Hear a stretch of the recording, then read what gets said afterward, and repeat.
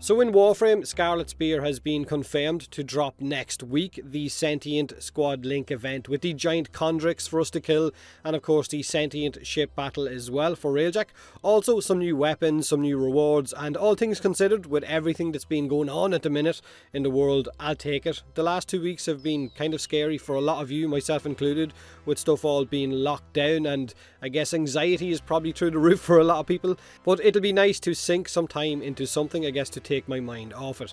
Now, we'll check that event out once it arrives, but with that news dropping, they also decided to share some more information of the upcoming review changes, part 3, changes to Grendel, to Titania, to status mods, some buffs, some nerfs to some of the stuff we really like as well. So to continue on with what was added with the mainline update, let's quickly go over some of those changes. Now, 2 of them we already know about, the upcoming changes to impact and of course gas damage. For impact damage, it's now going to work with each stack of impact will create a slightly bigger stagger effect on the target. 5 stacks will cause a heavy stagger, and each stack will increase the chance of enemies opening up to a Parazon finisher by 10%. So basically with 5 stacks you'll have a 50% chance to open up that enemy to a Parazon finisher.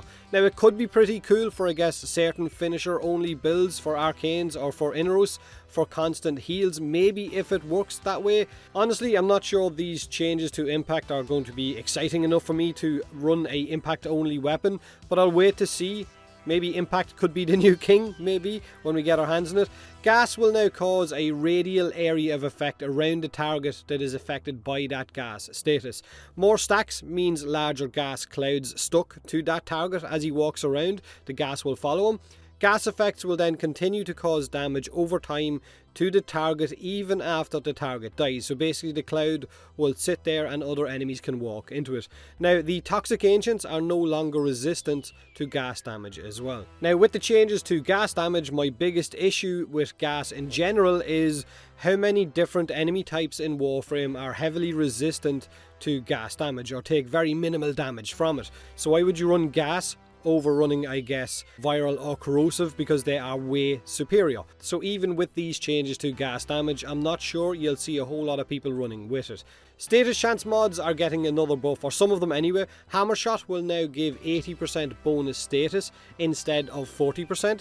Shattering Justice, which is the Syndicate mod for the Sobek, will now give you 90% bonus status chance instead of 20%, and the buff is going to be multiplicative instead of additive, I think. The wording in the forum post is a little bit weird, so maybe they need to clarify that. The Sobek, if it is multiplicative, is going to be hot stuff. Expect to see a few more people running around with it, especially in combination with acid shells, because it's already a great mod. Another status mod, Stunning Speed, will be buffed from 10% status chance up to 30% status chance. Now Kuva Liches can now be affected by status effects. This is the first kind of trial run to boss type enemies in the game being affected by status elements. So first up is the Kuva Liches, and then it might roll out to other bosses. But they will only stack to 4 times instead of the usual 10 for some elements, except for impact damage, which is going to stack 6 times. So maybe impact damage and opening enemies up to finishers could be a thing for Liches, maybe. Liches have a cooldown on being affected by status elements as well. Radiation won't turn a Lich against its own faction, but it will increase the damage that Lich will take from other enemies who turn on it. Again, I'd imagine you'll still see a lot of people running viral and corrosive.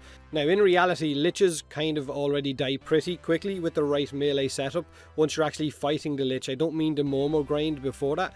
So I would expect them to die a lot quicker now that they're going to be affected by status elements, slash and so on, and viral's going to increase the damage you deal against them. So maybe we might see some more tweaks to Liches, I guess, being made a little bit tankier after this goes out.